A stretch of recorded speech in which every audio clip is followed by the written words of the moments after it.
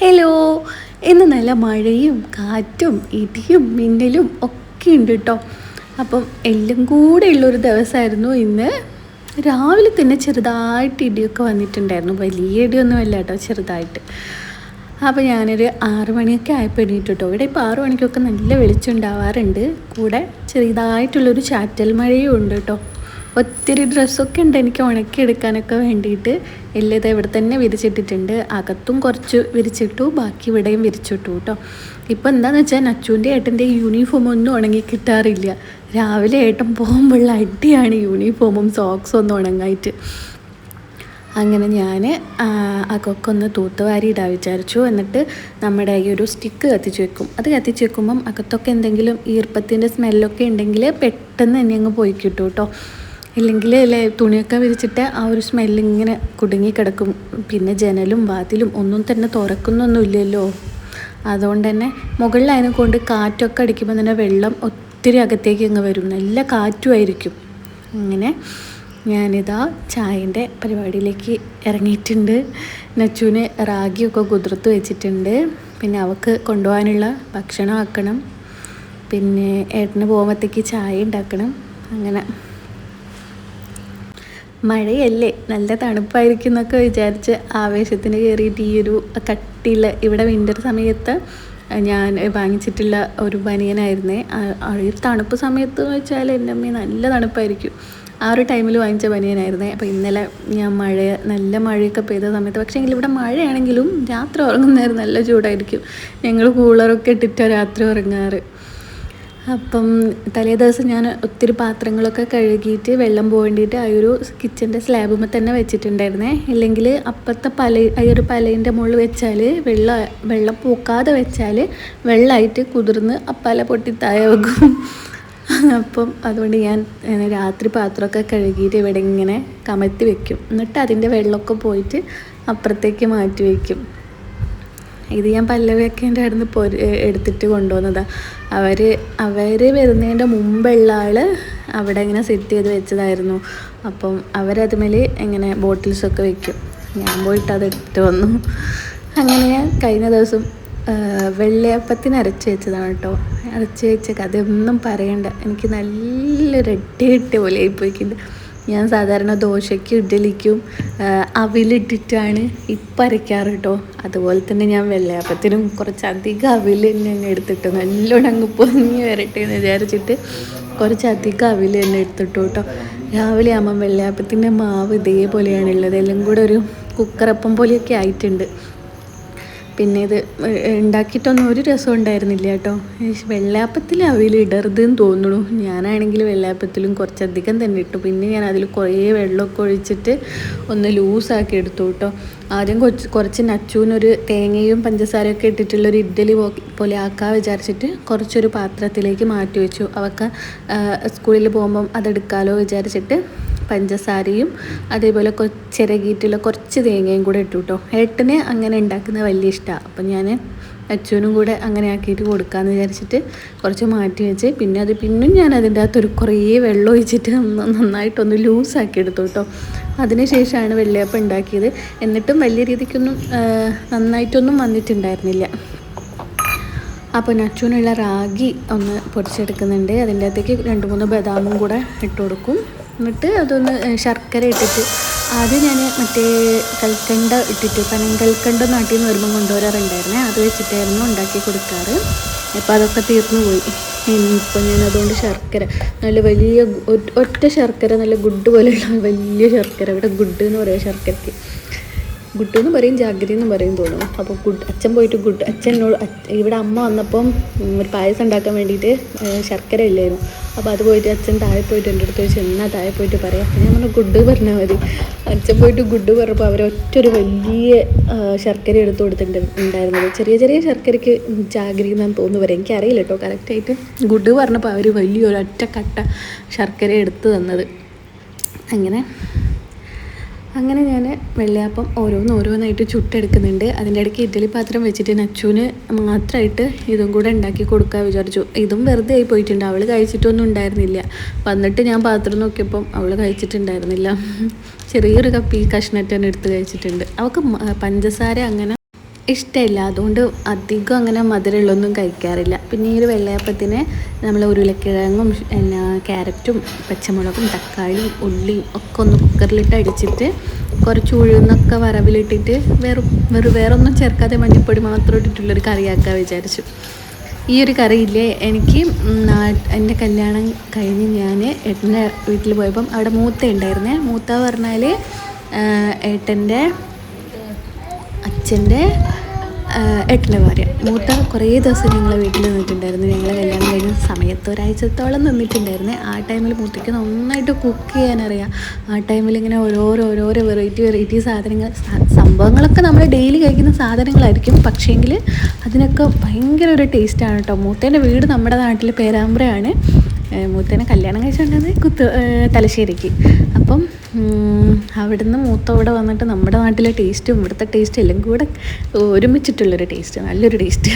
അപ്പോൾ മൂത്ത ഉണ്ടാക്കുന്ന കറിയായിരുന്നു കേട്ടോ അത്. പക്ഷെ മൂത്ത ഉണ്ടാക്കുന്ന അത്രയൊന്നും എത്തത്തില്ല, എന്നാലും കുഴപ്പമില്ലാത്ത രീതിയിൽ ഞാനും ഉണ്ടാക്കും കേട്ടോ ഈ ഒരു കറി.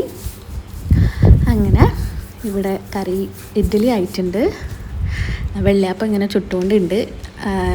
അതിൻ്റെ ഇടയ്ക്ക് നച്ചുവിനുള്ള പാത്രവും വെള്ളവും ഒക്കെ റെഡിയാക്കി വെച്ചിട്ടുണ്ട്. അങ്ങനെ അവളിതാ ടാറ്റയും ബൈ ബൈ ഒക്കെ പറഞ്ഞ് പോവാണ് കേട്ടോ.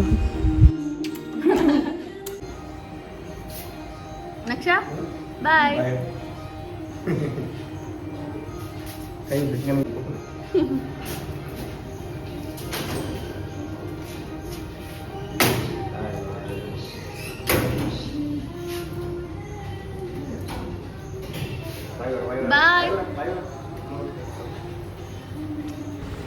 അങ്ങനെ നച്ചു പോയി.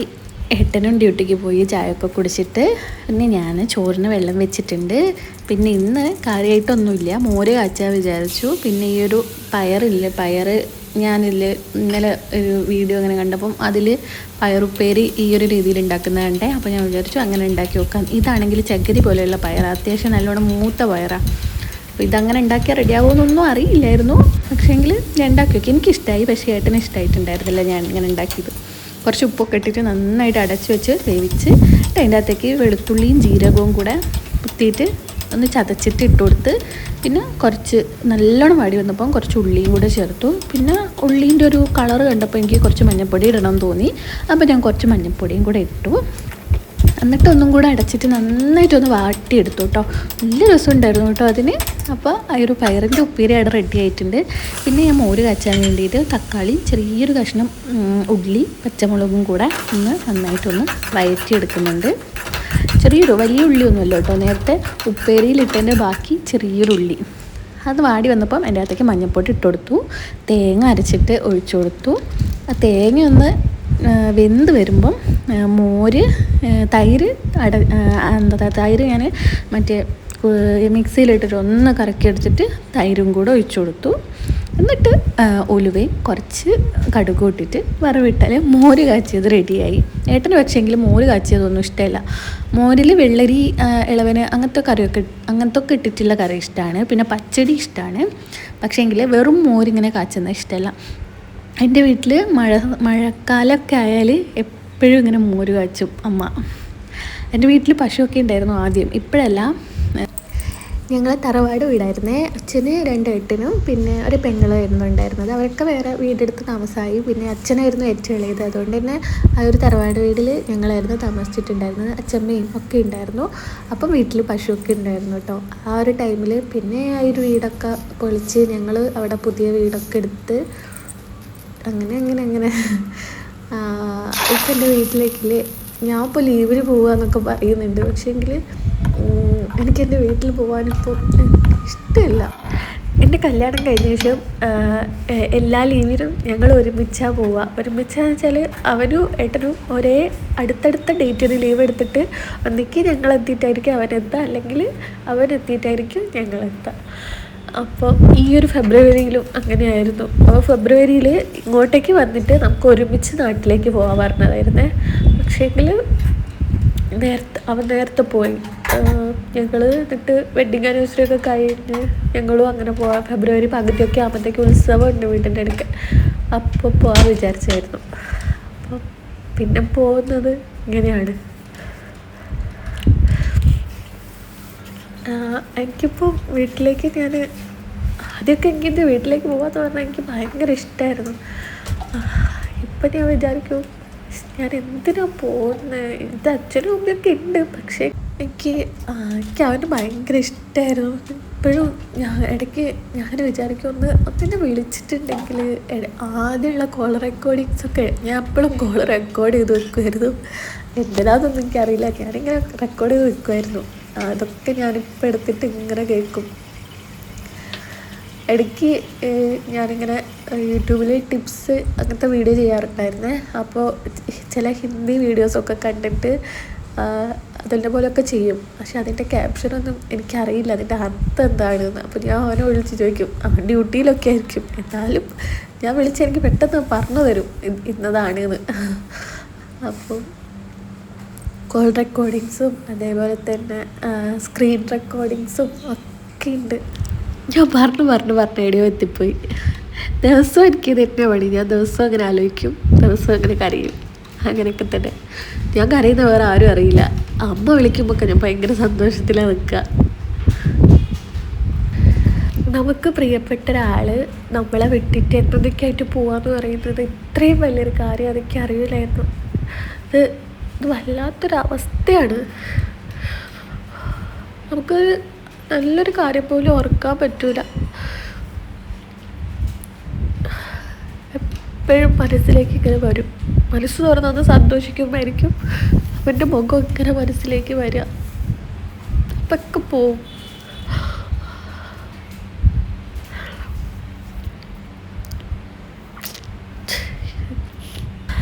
അങ്ങനെ എൻ്റെ പാത്രം കഴുകലൊക്കെ കഴിഞ്ഞു കേട്ടോ. ഇനിയിപ്പം ഡ്രസ്സൊക്കെ ചേഞ്ച് ചെയ്തിട്ട് വേണം ചോറ് കൊടുക്കാൻ വേണ്ടിയിട്ട് പോവാൻ. എനിക്ക് നല്ല കോളായി കേട്ടോട് വീഡിയോ എടുക്കുമ്പോൾ കരയൊക്കെ ചെയ്താൽ. ഇവിടെ ഞാൻ വേറെ ആരോടും സംസാരിക്കുന്നില്ല. ഞാൻ ആകെ സംസാരിക്കുന്നത് ഈ ഒരു വീഡിയോ എടുക്കുമ്പോൾ എത്രയും ഇങ്ങനെ സംസാരിക്കുന്നത്. ഞാൻ അമ്മേനെ വിളിച്ചാലും അമ്മേനോട് ഞാനെൻ്റെ സങ്കടങ്ങളൊന്നും പറയാറില്ല. ഏട്ടൻ രാത്രി ഡ്യൂട്ടി കഴിഞ്ഞ് വരാം. പിന്നെ ഏട്ടനോടത്ത് ഞാൻ എന്ത് പറയാനാണ്? നമ്മളെത്ര കരഞ്ഞിട്ടും എത്ര പറഞ്ഞിട്ടും കാര്യമില്ലല്ലോ. അപ്പം ഇടയ്ക്ക് ഇന്ന് ഭയങ്കരമായിട്ട് ഇതാവും. ഇടയ്ക്ക് കുഴപ്പമില്ല, ആലോചിക്കുമ്പോൾ ഭയങ്കരമായിട്ട് ഇതാവും. ഇന്ന് ഞങ്ങളെ ആൽബമൊക്കെ എടുത്ത് നോക്കുകയൊക്കെ ചെയ്തിട്ടുണ്ടായിരുന്നു. അതാണ് ഒന്നാമത്. ഞാൻ അങ്ങനെ എടുത്ത് നോക്കാനോ ഫോട്ടോ നോക്കാനോ ഒന്നും പോകാറില്ല. അന്ന് ഞാൻ ആൽബവും കോൾ റെക്കോർഡിങ്സും ഒക്കെ എടുത്ത് നോക്കിയൊക്കെ ഇട്ട് ഇങ്ങനെ. ഇവിടെ ശരിക്ക് എനിക്ക് ഹിന്ദി അറിയാം, പക്ഷേങ്കിൽ നമ്മളിപ്പോൾ മലയാളം സംസാരിക്കുന്ന പോലെ അങ്ങനെ സംസാരിക്കാൻ എനിക്കറിയില്ല. അറിയാം, ഹിന്ദി അറിയാം, ഒരുവിധം അറിയാം. പക്ഷേങ്കിൽ ഇത്ര നമ്മൾ മലയാളം സംസാരിക്കുന്ന പോലെ അങ്ങോട്ട് എല്ലാ വേർഡ്സും ഒന്നും എനിക്കറിയില്ല. അതുകൊണ്ട് എനിക്ക് എൻ്റെ ഇതൊന്നും വേറെ ആരുടെ അടുത്ത് ഷെയർ ചെയ്യാനില്ല. അങ്ങനെ എനിക്ക് അവൻ എന്തിനാ പോയെന്ന് ഞാൻ ഇടയ്ക്ക് ചിന്തിക്കും. കാരണം ഞങ്ങൾ എത്ര സന്തോഷമായിട്ട് ജീവിച്ച് വന്നതാണ്. ഒത്തിരി കഷ്ടപ്പെട്ടിട്ട് ഇങ്ങനെ ഞങ്ങളെ ലൈഫിലേക്ക് ഇങ്ങനെ സന്തോഷമൊക്കെ ഇങ്ങനെ വന്നുകൊണ്ട് നിൽക്കുമായിരുന്നു. ആ ഒരു ടൈമിൽ തോന്നുന്നത്. പിന്നെ ഞാൻ എത്ര കരഞ്ഞിട്ടോ ഞാൻ എത്ര തന്നെ ആലോചിച്ചിട്ടോ ഒന്നും ഒരു കാര്യമില്ല. ഇടയ്ക്ക് ഞാനിപ്പോൾ ദൈവത്തിനോട് പ്രത്യേകിച്ചൊന്നും പ്രാർത്ഥിക്കലില്ല.